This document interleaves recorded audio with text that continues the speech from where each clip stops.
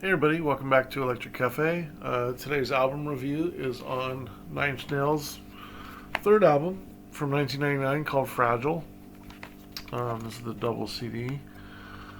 24 songs, I think. Is it 24? 23 songs? 23 songs in total on here. I really like the package on this one. I first got this CD back in like 2000, 2001, I think it was. Maybe it was 99. Maybe I got it the year it came out. It's a little hard for me to remember that time. I think so. My history of Nine Inch Nails goes back to about 1990 when I first heard "Head Like a Hole." It was still fairly new, although it was probably a year out, as was the album. And it was cool because there was no industrial being played on the radio. And then later on you would hear like Closer.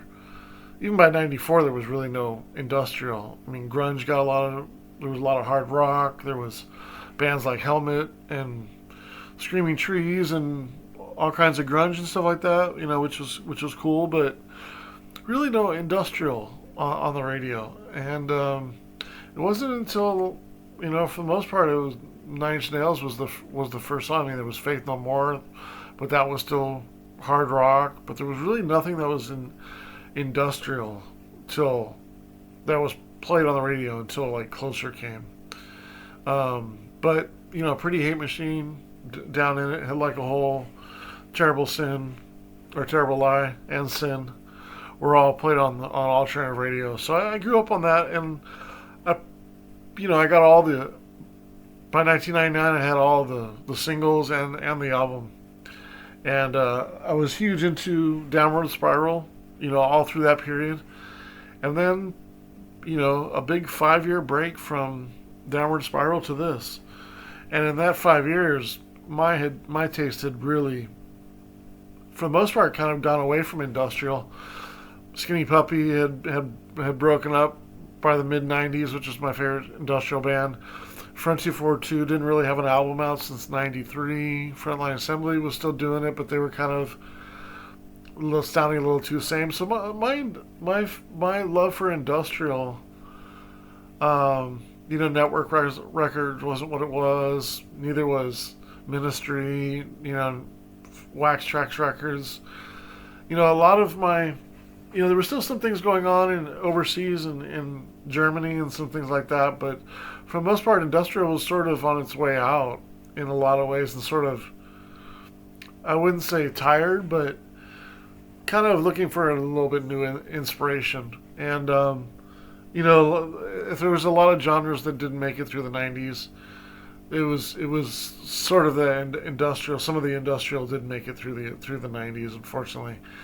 And it took a new breed of dark wave and cold wave and time of reflection to really kind of understand what did work about the sound and sort of doing it again.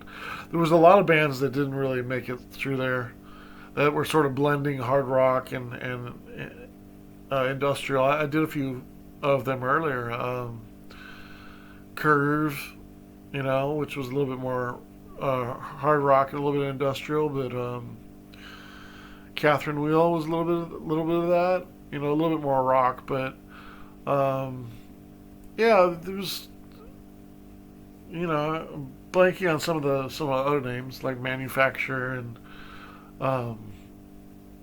Move, but there was a lot of bands that sort of didn't make it through that time, and my taste had really changed a lot by 1999 from 1994. So when this album came out, I think I probably played it like a couple times and just put it on the shelf and was kind of like, it's not for me. And so coming back and reviewing it 25 years later, and probably hearing it for the fourth or fifth time, because again, I never played this album. So it's kind of interesting in retrospect, 25 years later, kind of doing a review on it now and having myself listen to. There was Nine Inch Nails got a lot of hate from my community, and I kind of consider myself in a part of the Skinny Puppy community, and Nine Inch Nails was popular and Skinny Puppy wasn't as popular, and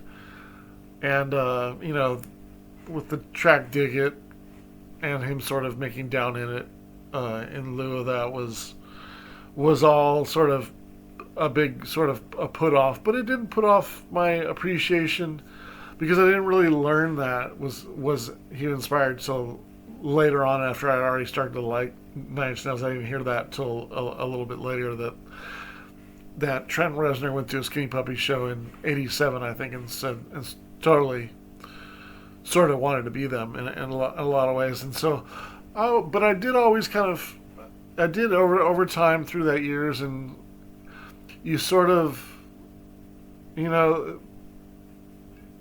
it's like there's certain bands or there's certain genres that, like, if you're not 100% hardcore about and live it and breathe it, it's hard for that audience, those fans, to put you on the level of what I put Skinny Puppy on the level of, because I don't really feel like Trent Reznor has anything to be angry about.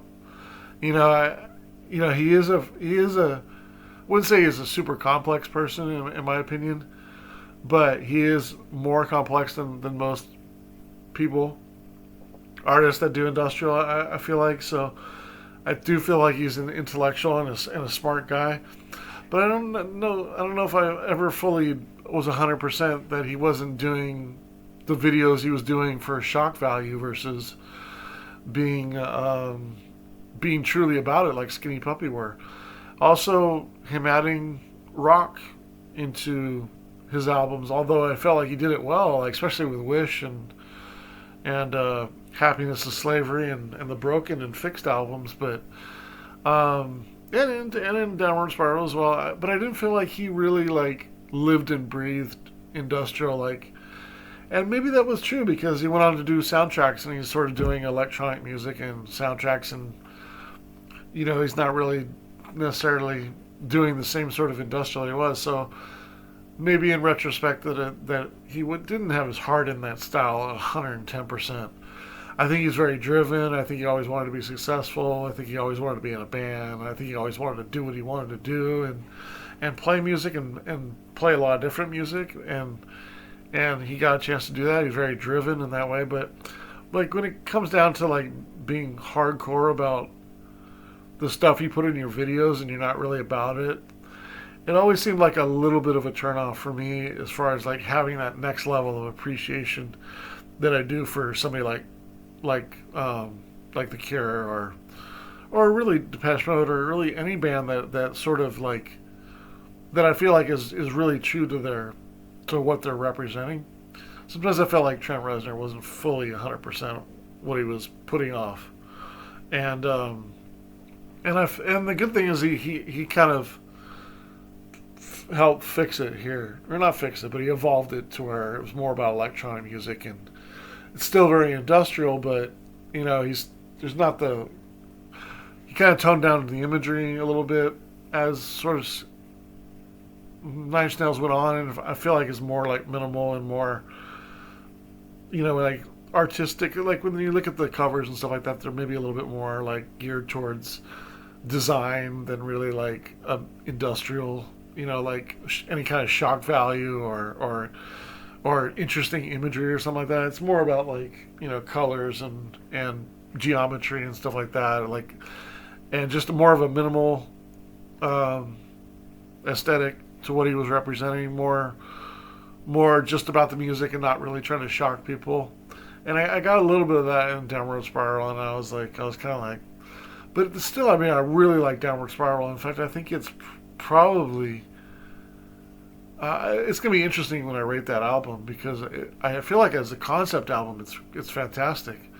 Song by song, there's some duds in there. I wouldn't say duds, but there are some songs in there that that really don't do too much.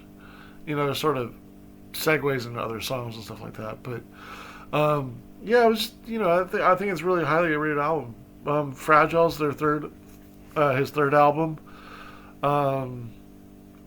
I feel like Trent Reznor gave people what they wanted on this album, which is good. I think I give him credit for giving the fans what they want. I don't, and at the same point, I don't feel like he's trying too hard on this album, which is great. I don't feel like he's selling himself out, which is great. I don't feel like he's. I mean, he's evolving in some respect. There's two things that I took a little bit out of that.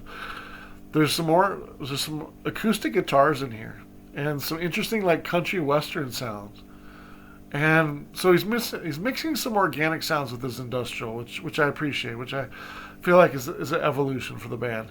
I also feel like it's a little bit more electronic. I feel like the beats are a little bit. Now the beats are. I wish it was more varied, but there are some times where there's like one where he incorporates some drum and bass in there, and you know, what I mean, like maybe one that sort of verges on like an IDM, you know. But considering it's 1999, I feel like he could have probably gone a little bit further. But in a way, maybe it was good that he didn't because it doesn't sound like it's trying to be something that he isn't. And that's always a thin line, right, when you go too far. Rave from Skinny Puppy, and then, of course, Alan Moulder engineered this album, so great acoustic balance with the electronic music. You know, some really strong engineers and producers there, so I can see why they kind of stayed in the sweet spot with them helping. You know, I think that's a really good team right there to have. When I think of the overall, there's in some ways this is a hard album to rate in some respect, but then it's kind of you kind of get back to the most simplest way because if you focus on like what's different or what's evolving about the band and you lose focuses if it's just playability and me wanting to hear the song again, you know, I kind of had to lean more towards that but still have an idea of what's upbeat because I feel like to be a 3.5, a 3.5, 4-star song, or even higher, like it has to be a song that you want to play a lot, right? I mean, you can't give something a super high score just because you think it's different or unique, right? You gotta play it. It's gotta be catchy, right? It's gotta be something in there that makes you want to play it again. Unfortunately, on this album, there isn't a lot of that high end, like, oh, let me play that song again. There was only like maybe 2 times, and I know one time for sure. I'm thinking a second time that I wanted to play the tracks again, you know, and see that there was a couple times because I was playing the whole album, 23 tracks, you know, that I kind of like, you know, maybe I got a phone call or something like that, and I was distracted, and I was like, okay, let me play the track again, just to make sure that I don't miss anything. But there was only a couple times where the songs were good enough to where I was like, ooh, I want to play this again, like right away. It wasn't really of that, and so I think from a high end perspective, the songs aren't on the very upper echelon of Nine Inch Nails. I will say the album has a lot of good songs. I rated 20 out of 22 good or better.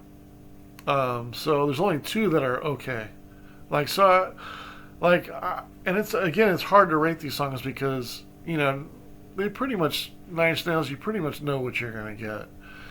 And I don't think if you like Nine Inch Nails that you can ever say, oh, that song sucked. That was like I give that song a 1 star for it being okay. You know, it's like they pretty much know what works, and he does a good job of, again, giving the fans what they want, but also like you know, I feel like he knows what is needed or knows what to be done or knows what to put into a song to make it a Nine Inch Nails song. So if you like them, you're gonna like.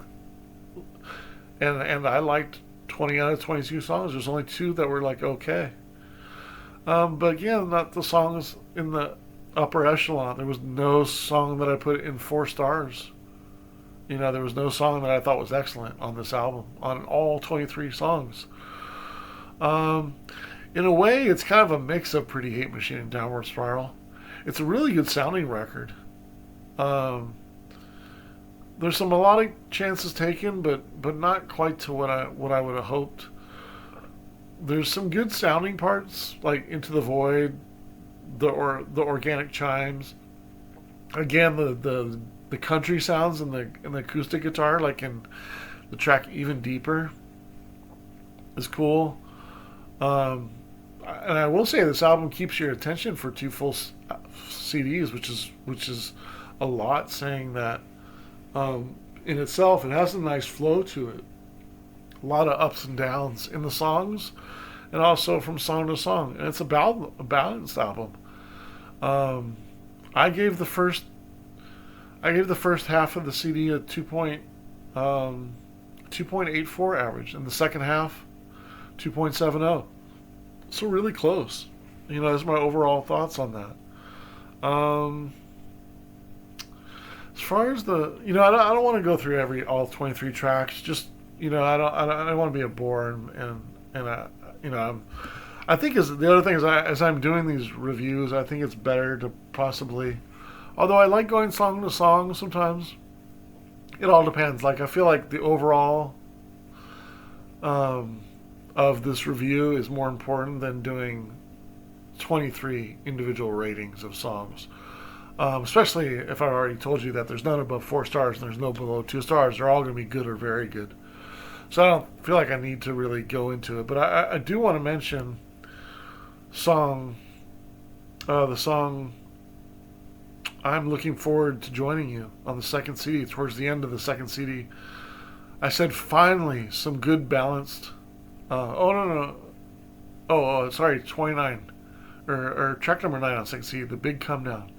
It almost has like a drill and bass beat. But I put, oh my god, a melody. Like, there are no melodies on this song.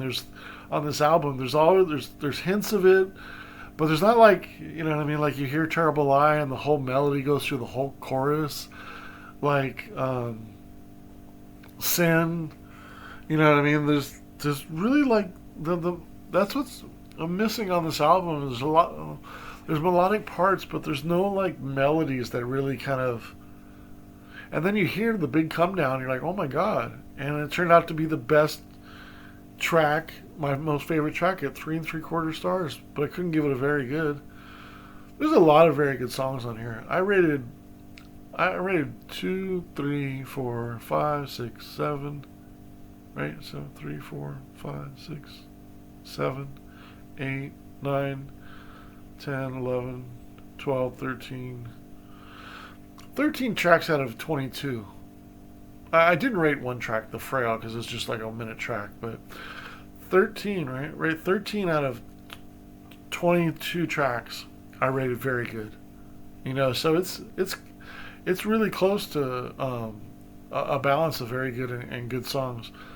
It sounds like a mix of Pretty Hate Machine and sort of Downward Spiral. Unfortunately, there's no. The ballads aren't quite there. These are my opportunities for the album. I miss the analog beats, like Down in It, and the boomy bass, and I guess that's just a product of the 1989 versus 1999, or even 89 to 94. But I do miss the deeper bass. I miss the more analog sounds of Nine Inch Nails sound. This is more digital. Maybe not enough guitar edge on all these songs. You think of like Wish and Happiness is Slavery. There's a little bit of that on here, but not quite to the same level. I feel like the ones that are like Even Deeper, the No You Don't, a little bit more metal sounding guitar on that one is cool. I like the guitars in The Way Out Is Through.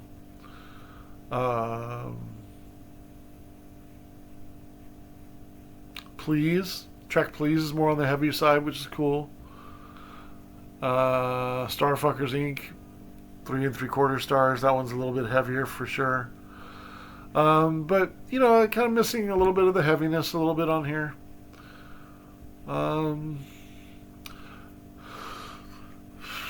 As a singer, Trent Reznor, he yells. At times he's quiet and he sings and he talks softly, right? The track, like Where Is Everybody? which reminds me of sort of like Down in It, where sometimes he almost like raps, or you know, I'm getting a feeling that I wouldn't believe I hurt myself. You know what I mean? I was never coming down. Like it kind of like he kind of talks it, but it's also a kind of, it's a little bit. He doesn't really do that in any of these songs. Like the only one that I thought was close to that was um,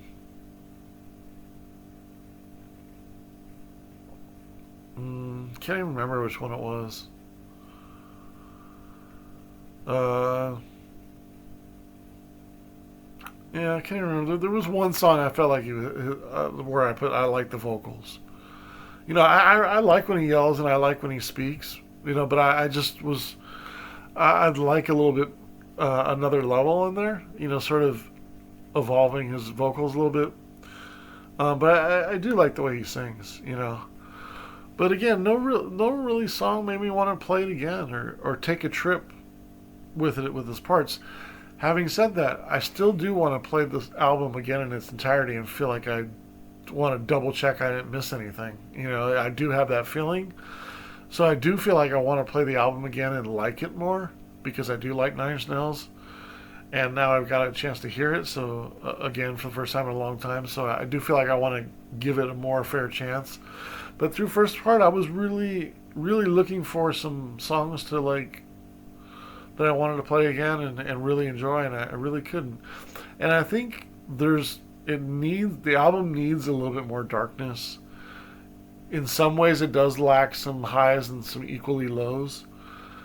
The lack of melodies is what I think what hurts it the most for me.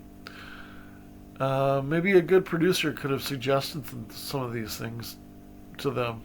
You know, like who are you to suggest things to Trent Reznor?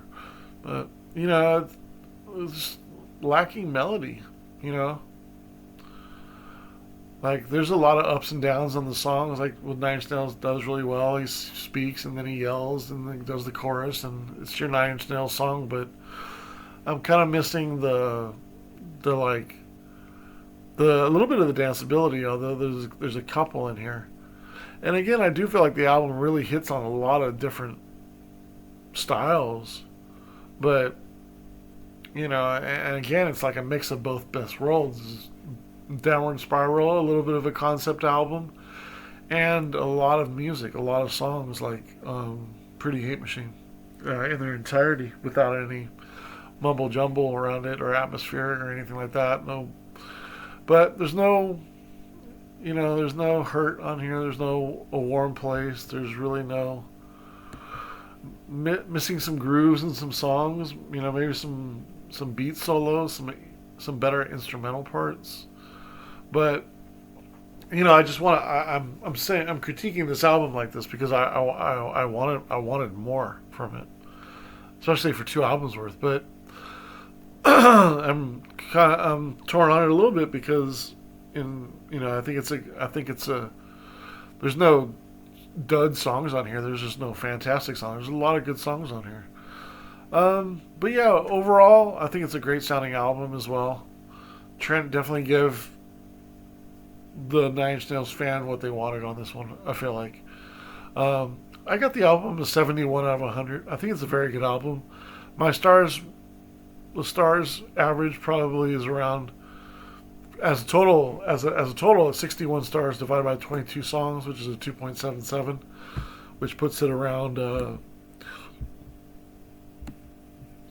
I'll put it around 67. So I gave it a couple extra points because I feel like it's a very good album. It's just right on the low point of it, and so it's a 71 out of 100.